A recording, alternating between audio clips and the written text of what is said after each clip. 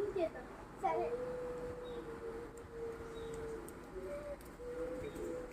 ఏం ప్రకారం ఏడుస్తాను?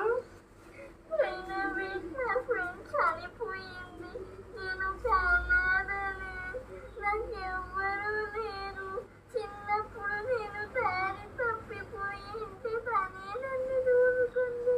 కానీ ఇప్పుడు తను కూడా లేదు.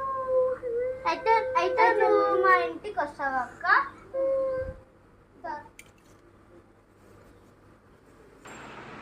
అబ్బా వీళ్ళు వాకింగ్ పోయి ఎంతసేపు అయింది? వాకింగ్ పోయినారా ఏం చేస్తున్నారు?